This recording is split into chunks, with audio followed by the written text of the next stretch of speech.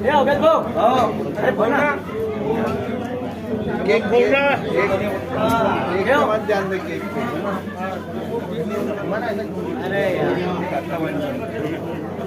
ले गजो वाढदिवस आहे सकाळपासून शुभेच्छा देण्यासाठी गर्दी करत आहे काय म्हणणार कसं वाटतं?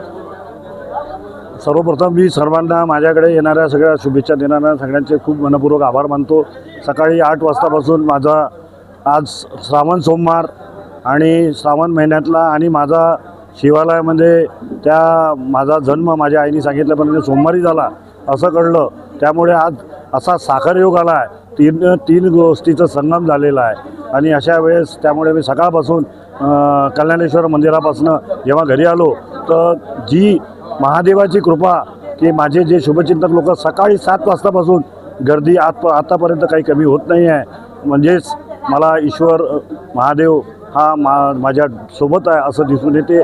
आणि महत्त्वाचं म्हणजे शिव हा शब्दाचा अर्थच आहे का कल्याण, शिव म्हणजे कल्याण आणि शिवपूजा म्हणजे गोरगरीब लोकांची सेवा करणे हीच शिवपूजा आहे असं मला माझ्या वडिलांकडून संस्कार मिळाले। त्यामुळे मी सर्वप्रथम सर्व समाजातील बांधवांना आज या वाढदिवसानिमित्त सांगू इच्छितो की सर्वांनी एकजूट राहायचं आहे।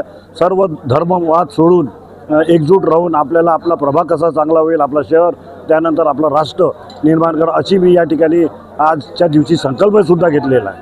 आज श्रावण महिन्याचा पहिला सोमवार ना आजच नागपंचमी आहे, त्या दिवशी तुमचा वाढदिवस आला त्याच्याबद्दल हा साखर योग म्हणते, हा त्रिवेणी योग आहे आणि आज तो आला आहे। त्यामुळे आमच्या परिवारात म्हणा की सगळ्या आमच्या शुभचिंतक लोकांमध्ये एक उत्साहाचं वातावरण आहे आणि हा जो योग आला आहे या योगाला आम्ही एक प्रकारचं एक उत्सव म्हणून साजरा करण्याचा प्रयत्न करत आहे। कारण का आम्ही या दिवशी आमच्याकडे महारुद्राभिषेक असतो, परंतु तो आम्ही उद्या घेतला आहे।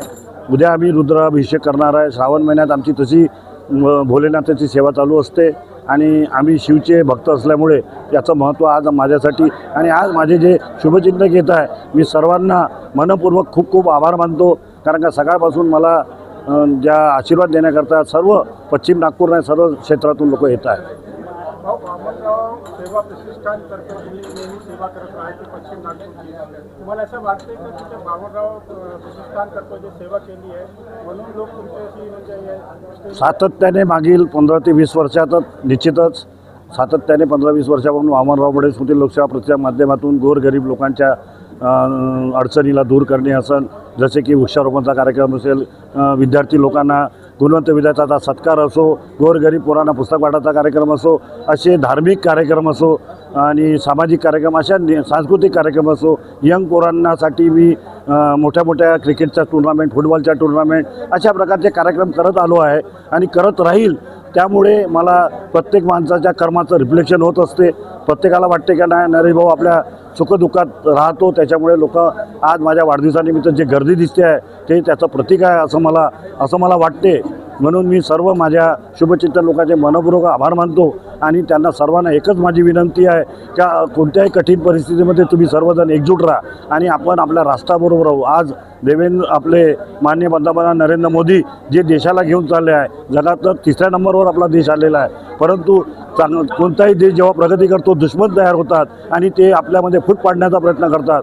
ती फूट पडू नाही द्यायची आहे आणि त्यांच्या फूट पाडण्यावाल्या लोकांना त्यांचा आपल्याला धडा दाखवायचा आहे। म्हणून आपल्या सर्व धर्माच्या आणि सर्व समाजाच्या लोकांनी एकजूट होऊन आपण आपल्या राष्ट्राला समोर घेऊन जाऊया असा मी सगळ्यांसाठी एक संदेश देतो आहे।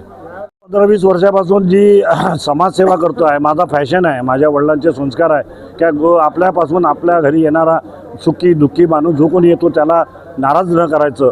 त्याच्यामुळे माझ्या वडिलांची पुण्याई, माझ्या परिवाराची पुण्याई, माझ्या कुटुंबाची पुण्याई आणि लोकांना मध्ये असलेला एक माझ्याबद्दलला विश्वास, त्यामुळे या लोकांचा लोक मला हे करत आहे आणि मी कधी पार्टी पक्षपात केलेला नाही, एक सामान्य माणसाच्या गरजा पूर्ण करत गेलो।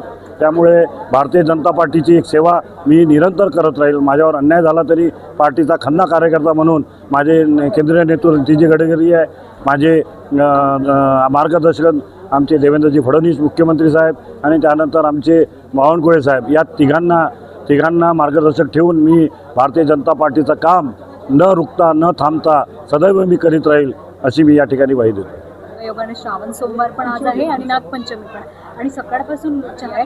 तुम्हाला असं हे लोकांचं प्रेम पाहून कसं वाटतं? नाही, खरोखरच लोकांचं प्रेम दिसून येते. आम्ही काही वाढदिवसानिमित्त कोणाला काही इन्व्हाइट केलं नाही, फोन केला नाही, परंतु सकाळपासून एवढी गर्दी आहे. सर्वप्रथम तर मी त्यांना, माझ्या मिस्टरांना वाढदिवसाच्या खूप खूप शुभेच्छा देते. ते असंच निरोगी राहो, दीर्घायुष्य राहो आणि सतत त्यांच्या हाताने समाजाची सेवा होत राहो. आज या ठिकाणी जो जनसमुदाय आलेला आहे हा मोठा नाही, छोटा नाही, सगळ्या लहानापासून मोठेपर्यंत आलेले आहे आणि लहानापासून मोठ्यापर्यंत ते प्रेम देतात. सगळे त्यांना ओळखतात आणि ते सुद्धा त्यांना प्रेम देत असते. आज पांढराबोडी असो, गड्डी गोदाम असो, सुरेंद्रगड असो, भरभरून लोक त्यांना सगळ्यात पश्चिम नागपूर त्यांचं वाढदिवसाच्या शुभेच्छा द्यायला त्यांना येत आहे.